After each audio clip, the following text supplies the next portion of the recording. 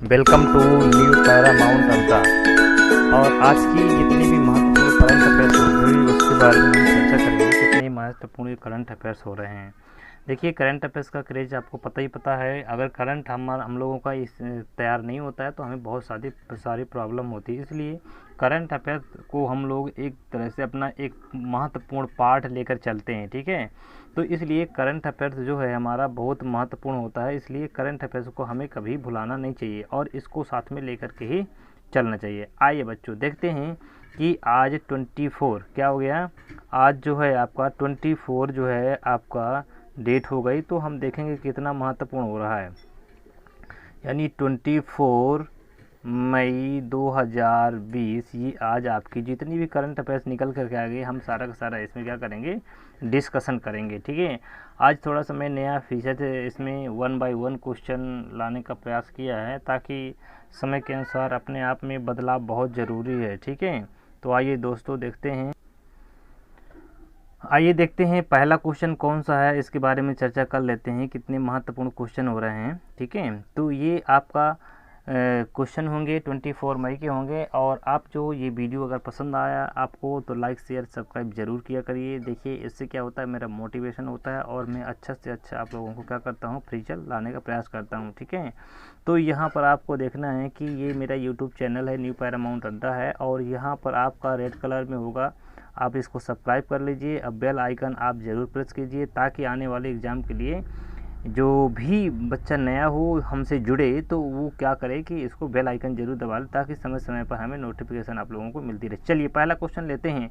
हाल ही में केंद्र सरकार ने उड़ीसा के लिए कितने करोड़ रुपए की राशि प्रदान की है, ठीक है। तो ये आपको देखना पड़ेगा कितने करोड़ रुपए की प्रदान की है। तो ये आपकी 500 करोड़ रुपए की, ठीक है।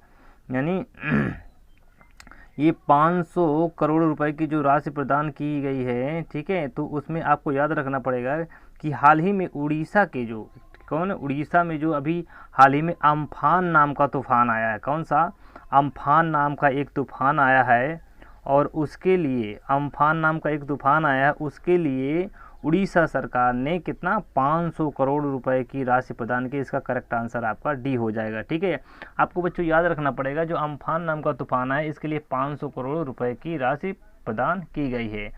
और अगर बात करें कि पश्चिम बंगाल, तो 1000 करोड़ रुपए वहाँ के लिए प्रदान किया गया है, ठीक है। इस तरह से वहाँ के जो उड़ीसा के आपके मुख्यमंत्री हैं, वहाँ के आपके देखना पड़ेगा नवीन पटनायक जी हैं, उन्होंने उनसे और मोदी जी जो दोनों मिल करके वहाँ उड़ीसा का जो मुआयना लिया है, ताकि देखा गया है कि सर्वे किया है कि कहाँ कहाँ पर कितनी भारी मात्रा में अम्फान नाम के तूफान ने तबाही मचा दी है। तो इसके लिए उन्होंने इतना करोड़ का रुपए प्रदान किया है। अगला देखते हैं कि उड़ीसा में ही आपका कौन सा है। उड़ीसा में ही आपका व्हीलर द्वीप है, ठीक है। व्हीलर द्वीप का नाम बदल करके क्या रख दिया गया है, इसका नाम बदल कर रख दिया गया है अब्दुल कलाम, ठीक है। तो आपको याद रखना पड़ेगा। और वहाँ पर उड़ीसा में एक झील का नाम है, आप देखे होंगे उड़ीसा में। और क्या है, उड़ीसा में आपकी एक चिल्का झील है। क्या है? उड़ीसा में ही आपकी चिल्का झील है। तो चिल्का झील का भी आपको याद रखना पड़ेगा। कौन सी है? चिल्का झील है। कहाँ है चिल्का झील? आपकी कहाँ पड़ती है? ये भी आपकी उड़ीसा में ही पड़ती है। तो आप उड़ीसा इसको भी आप याद रखेंगे, ठीक है। उड़ीसा की राजधानी क्या है? उड़ीसा की राजधानी भुवनेश्वर है। चलिए अगला क्वेश्चन बच्चों देखते हैं। अगला क्वेश्चन ये है आपकी स्क्रीन पे। दूसरा क्वेश्चन है, हाल ही में भारत और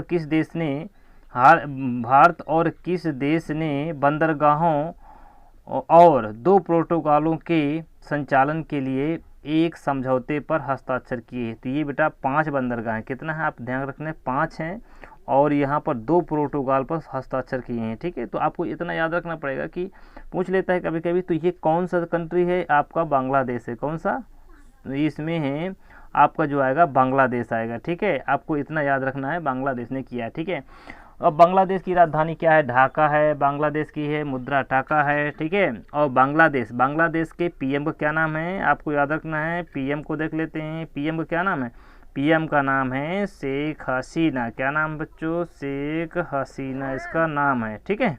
और इसके प्रेसिडेंट का क्या नाम है? प्रेसिडेंट का नाम है इयाजुद्दीन अहमद, ठीक है। इतना आपको याद रखना है बच्चों, ठीक है। तो इससे हमें इन्फॉर्मेशन मिल जाती है। और अगला क्वेश्चन देखते हैं आपके स्क्रीन पे, क्वेश्चन नंबर 3।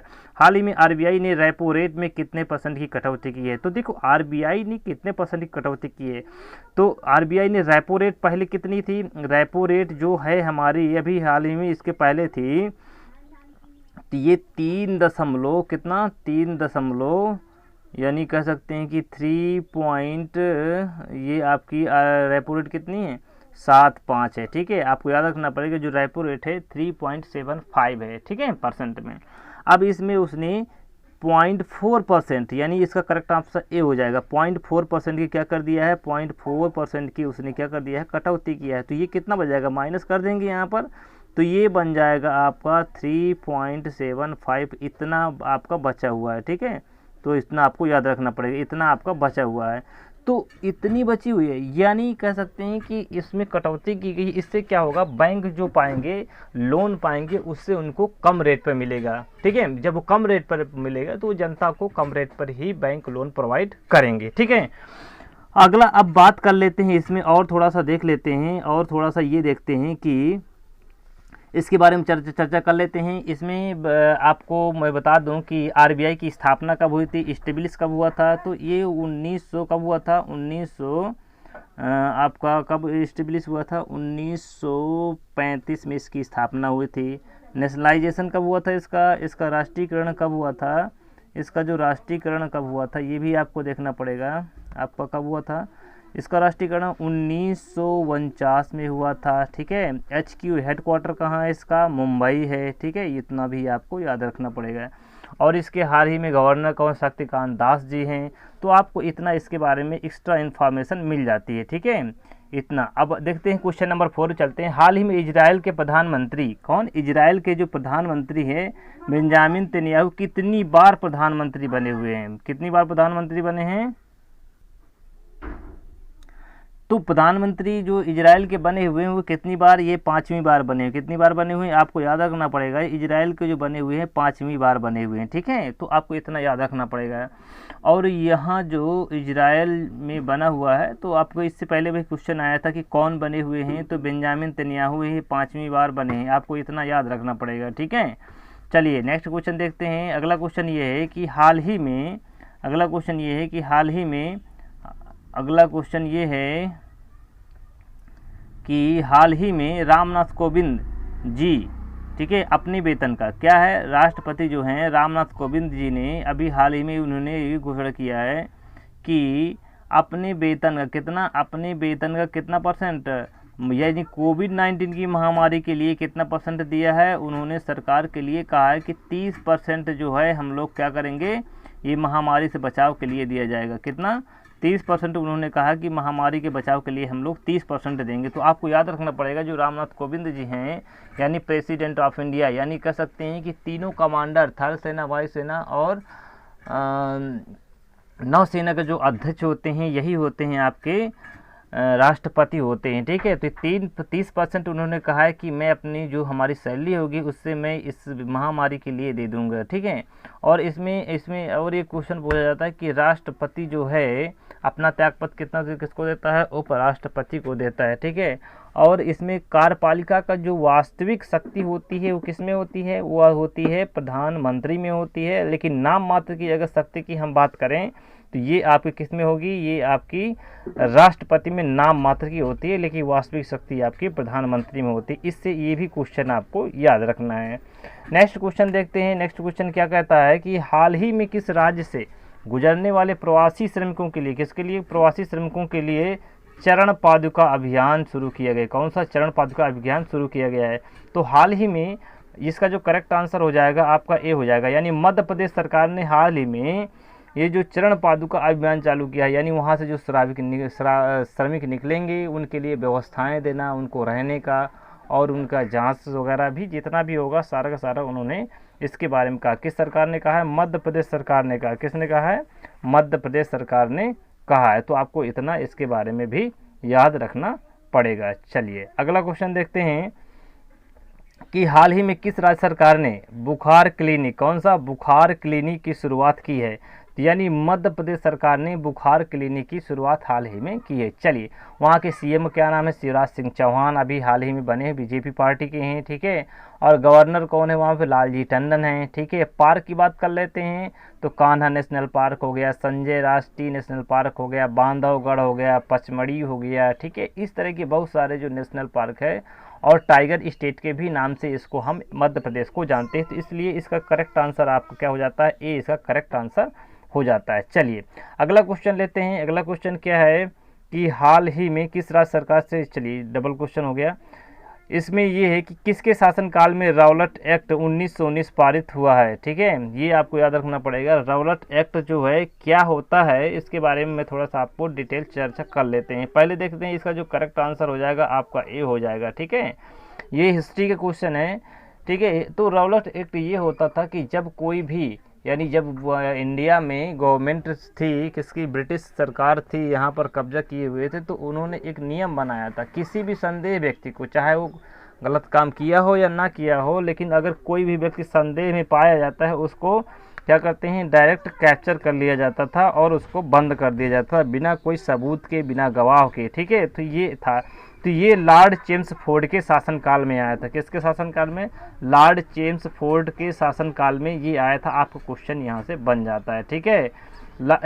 इरविन समझौता कब हुआ था? तो ये भी आपको इरविन समझौता 1931 में हुआ था। आपको इतना याद रखना पड़ेगा, ठीक है। लॉर्ड कर्जन, ये भी आपका 1905 ईस्वी में हुआ था, ठीक है। लॉर्ड कर्जन का शासनकाल 1905 माना जाता है। और आगे चलते हैं, इसमें जो है आगे भी और चर्चा करेंगे, जो भी क्वेश्चन आएंगे एक्स्ट्रा फैक्ट के बारे में देखेंगे। चलिए अगला क्वेश्चन लेते हैं। भारत में जनगणना की शुरुआत कब से प्रारंभ हुई, ठीक है। तो अगर हम बात करें 1872 से जो है भारत में जनगणना की शुरुआत की गई है। कब की गई है? भारत में 1872 से जनगणना की शुरुआत की गई है। लेकिन अगर हम बात करें नियमित रूप से कब जनगणना प्रारंभ हुई, इसका जो करेक्ट आंसर हो जाएगा, करेक्ट आंसर ए हो जाएगा, ठीक है। अगर हम बात करें कि ये नियमित रूप से कब जनगणना प्रारंभ हुई है, तो ये नियमित रूप से जो है कब चालू हुई है? नियमित रूप से आपकी 1881 से नियमित रूप से जनगणना हमारी चालू हुई है, ठीक है। तब से अभी तक नियमित जनगणना मनाई जा रही है, तो आपको इतना याद रखना पड़ेगा। सी देख लेते हैं 1919 में क्या जलियांवाला हत्याकांड हुआ था, राउलट एक्ट हुआ था, बहुत सारी ऐसी घटनाएं हुई थी, ठीक है। 1935 में देखते हैं। 1935 में क्या आया था? 1935 में जो है भारत शासन अधिनियम 1935 आया था। यानी कौन सा? भारत शासन जो है भारत शासन अधिनियम 1935 में आया था। इसको आपको याद रखना पड़ेगा। 1935 में एक और घटना है जो आरबीआई की स्थापना हुई थी, ये भी आपको याद रखना चाहिए, ठीक है। चलिए अगला क्वेश्चन है, कल के प्रश्न का उत्तर आपका। वास्को डी गामा भारत कब आया था? तो वास्को डी गामा 1498 ईस्वी में सबसे पहले कालीकट बंदरगाह पर पहुंचा था। ये आपको याद रखना पड़ेगा, ठीक है। तो यहाँ से और क्वेश्चन देख लेते हैं, बी ऑप्शन देख लेते हैं। 1556 ईस्वी में, यानी ये आपका पानीपत का द्वितीय युद्ध हुआ था। कब हुआ था? 1556। अब अकबर और हेमू के मध्य हुआ था, ठीक है। यह इतना याद रखना पड़ेगा, अकबर और हेमू के मध्य हुआ था। अब 1526 में देख लेते हैं, बाबर और इब्राहिम लोदी के मध्य हुआ था पहली जो पानीपत की पहली लड़ाई हुई थी, ठीक है। तीसरा है 1761 ईस्वी में ये पानीपत का तृतीय युद्ध हुआ था। इसमें जो हुआ था अहमद शाह अब्दाली और मराठाओं के मध्य हुआ था, जिसमें से अब्दाली जो है जीत गया था, ठीक है। इस तरह से सारे क्वेश्चन आपको दिए जा रहे हैं, ठीक है। आप धैर्य बना के रखिए, पढ़ते रहिए और जो है इसको ज़्यादा से ज़्यादा लाइक शेयर सब्सक्राइब जरूर किया करिए, ताकि मैं अच्छे से अच्छे क्वेश्चन इंक्लूड करने की कोशिश करूँ। इसमें जो आज की न्यूज़ होगी, जो कि एक हफ्ता भर की इसमें मिक्स न्यूज़ होगी, वही मैं आपको दे रहा हूँ। चलिए अगला क्वेश्चन लेते हैं। ये आपके स्क्रीन पे कल के लिए आज का प्रश्न आपके लिए है, आरबीआई की स्थापना कब हुई थी? मैंने इसको कई बार बताया, अगर आपने मेरा वीडियो सही से देखा होगा, ठीक है, तो वहाँ पर आप लोगों को ये क्वेश्चन एक भी गलत होने के चांस नहीं होंगे। आप इसका करेक्ट आंसर बताएंगे और मुझे इस क्वेश्चन का वहाँ पर इंतज़ार रहेगा, ठीक है। तो आप कमेंट बॉक्स में इसका उत्तर दीजिए या फिर व्हाट्सएप में, फेसबुक में, कहीं भी आपको मिले तो इसका आंसर आप ज़रूर दीजिए और मैं इसके आंसर का इंतज़ार करूँगा, ठीक है। देखते हैं, समय कैसा भी हो हमें अपना टारगेट नहीं भूलना चाहिए, क्योंकि आगे चल कर के जो भी व्यक्ति टारगेट को अचीव करना चाहते हैं वो एक दिन मिलता ज़रूर है। इसीलिए आप लोग पढ़ते रहिए, मेहनत करते रहिए, उम्मीद बनाए रखिए, आपको सफलता ज़रूर मिलेगी। अगर ये चैनल पसंद आया हो तो लाइक शेयर सब्सक्राइब ज़रूर करिए। जो नए बच्चे हों तो उसको सब्सक्राइब ज़रूर कर लीजिए, ताकि आने वाली नोटिफिकेशन आपको मिलती रहे यहाँ से, और आप लोग क्या करें, अच्छे से अच्छे बने रहें अपने उस पे, ठीक है। आने वाली देखिए अभी हाल ही में जो हम चर्चा कर लें कि अभी जून महीने में, ठीक है, तो यूपीएससी जो है अपना एक एम बना रखा है कि आखिर जो हम लोग फॉर्म डाल चुके हैं, जैसे पीसीएस का हो गया, आईएएस का हो गया, ठीक है, यूपी ट्रिपल एससी जैसे लेखपाल वगैरह, ये इस तरह के जो भी एग्ज़ाम आने वाले हैं, तो उन्होंने कई मीटिंग बताई कि लॉकडाउन कब तक चलेगा, क्या होगा क्या नहीं होगा, इसके बारे में उन्होंने चर्चा किया है। तो हम देखते हैं कि लॉकडाउन के अंतर्गत क्या क्या होगा, ठीक है, तो उसको बारे में भी हम चर्चा कर लेंगे, ठीक है। तो ये जून महीने में क्या है, जून मंथ में जो है, जून 2020 में जो है, ये एक मीटिंग होनी है। क्या होनी है, मीटिंग होनी है, ठीक है, ध्यान रखना है। ये आपका यूपीएससी तो अपना ये एग्ज़ाम कंडक्ट कराने के चक्कर में कि कब हम एग्ज़ाम करवाएं, इसको भी आपको याद रखना पड़ेगा, ठीक है। तो आइए दोस्तों, यहीं पर इसको रखते हैं, और नेक्स्ट वीडियो में तब तक बने रहिए, इंतज़ार करते रहिए, अगला वीडियो जल्दी ही आएगा। चलिए नमस्कार, थैंक यू, बाय बाय।